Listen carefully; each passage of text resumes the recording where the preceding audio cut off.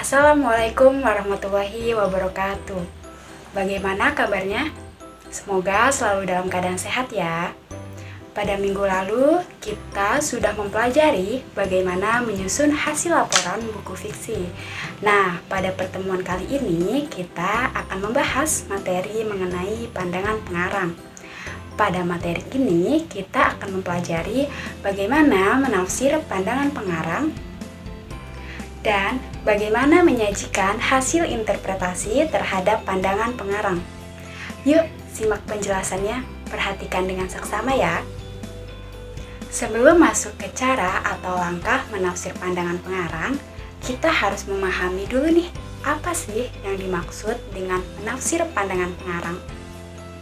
Menafsir pandangan pengarang terhadap kehidupan dalam novel adalah kegiatan menelaah, menemukan pandangan pengarang terhadap nilai-nilai kehidupan yang disampaikan atau dituangkan dalam novel. Selanjutnya, kita akan mempelajari langkah-langkah menafsir pandangan pengarang. Kira-kira ada apa aja ya langkah-langkahnya? Yang pertama, membaca novel dengan seksama. Minggu lalu kalian sudah membaca novel. Nah, pastikan kalian memahami isinya. Jika sudah memahami isinya, berarti kalian sudah membaca dengan seksama. Langkah yang kedua adalah menentukan nilai-nilai kehidupan. Ada nilai apa saja sih dalam novel tersebut? Nilai-nilai kehidupan sendiri terbagi menjadi 4 macam. Yang pertama ada nilai sosial, yang kedua ada nilai agama, yang ketiga ada nilai moral, dan yang keempat ada nilai budaya. Berikut adalah penjelasan nilai-nilai kehidupan. Nilai-nilai kehidupan. Yang pertama ada nilai sosial. Nilai sosial adalah nilai yang dilihat dari hubungan manusia dengan masyarakat, atau disebut juga dengan interaksi sosial antar manusia. Nah, biasanya nilai sosial ini dapat diketahui dengan penggambaran hubungan antar tokohnya. Yang kedua, nilai agama. Nilai agama adalah nilai yang dapat dilihat dengan hubungan seseorang dengan Tuhannya. Biasanya, nilai ini dapat diketahui dengan melihat simbol agama tertentu, kutipan atau dalil, dan penggambaran kehidupan yang dilandasi dengan ajaran agama. Kemudian, yang ketiga, nilai moral. Nilai moral adalah nilai yang dilihat dari kepribadian atau sikap seseorang dalam menyikapi suatu masalah. Jadi, nilai moral berhubungan dengan budi pekerti atau tingkah laku. Biasanya, nilai ini dapat diketahui melalui gambaran deskripsi tokoh, hubungan antar tokoh, dan dialog. Yang keempat, nilai budaya. Nilai budaya adalah nilai yang dilihat dari kebiasaan, adat istiadat, dan kepercayaan suatu masyarakat. Biasanya, nilai ini dapat diketahui dengan penggambaran adat istiadat, bahasa dan gaya bahasa tokoh, dan kebiasaan yang sering dilakukan. Selanjutnya, langkah yang ketiga adalah menafsirkan pandangan pengarang terhadap nilai-nilai kehidupan tersebut. Jadi, seperti apa sih nilai sosial, nilai agama, nilai moral, dan nilai budaya di dalam novel tersebut. Berikut adalah contoh-contoh nilai kehidupan yang terdapat dalam novel.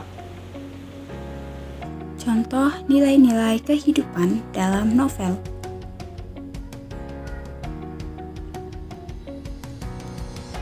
Yang pertama, nilai sosial.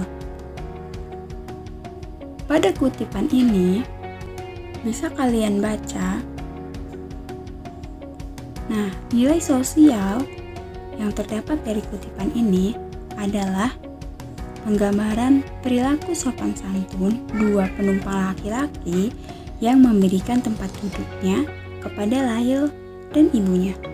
Kemudian, Lail dan ibunya juga mengucapkan terima kasih kepada kedua laki-laki tersebut sebagai sikap menghargai sopan santun kedua laki-laki. Yang kedua, nilai agama. Nah, dari kutipan ini, nilai agama yang terkandung dalam kutipan di atas, jilbab yang merupakan penutup aurat yang dipakai perempuan muslim untuk menutupi kepala dan leher sampai ke dada. Ketiga, nilai moral. Nilai moral dari kutipan tersebut adalah tokoh aku memiliki otak yang pandai dan hanya ingin berteman dengan golongan menengah ke atas, yang menggambarkan bahwa ia memiliki sifat yang sombong.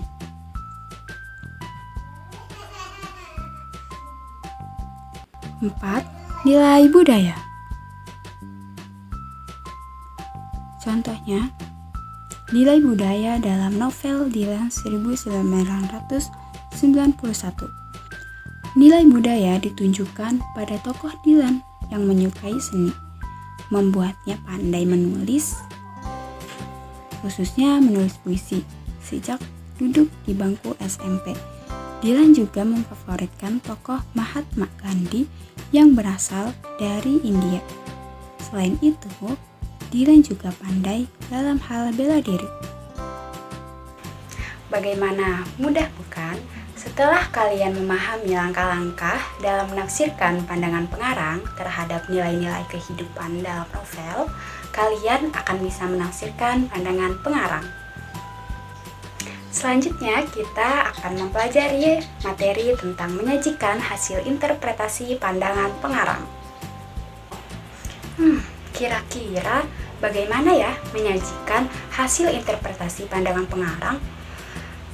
Sebelumnya, kita harus memahami terlebih dahulu apa sih menginterpretasikan pandangan pengarang. Jadi, menginterpretasikan pandangan pengarang adalah memberi tanggapan terhadap pandangan pengarang, baik berupa apresiasi maupun kritik. Nah, terdapat 3 langkah dalam menyajikan hasil interpretasi terhadap pandangan pengarang. Berikut penjelasannya.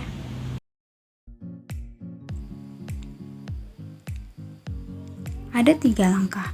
Yang pertama, membaca isi novel secara mendalam. Yang kedua, menginterpretasi pandangan pengarang terhadap kehidupan dalam novel. Yang ketiga, memberi pendapat terhadap tafsiran pandangan pengarang tentang nilai kehidupan dalam novel. Jadi, setelah kalian membaca novel secara mendalam, kalian menginterpretasikan atau menjelaskan seperti apa sih pandangan pengarang terhadap kehidupan di dalam novel tersebut. Kemudian setelah itu kalian beri pendapat terhadap tafsiran pandangan pengarang tersebut. Biasanya yang dikritik adalah pandangan pengarang terhadap nilai-nilai kehidupan dalam novel yang dihubungkan dengan latar belakang kehidupan si pengarang. Bagaimana? Mudah dipahami bukan materi mengenai pandangan pengarang ini? Sekian penjelasan yang dapat Ibu sampaikan. Wassalamualaikum warahmatullahi wabarakatuh. Selamat belajar.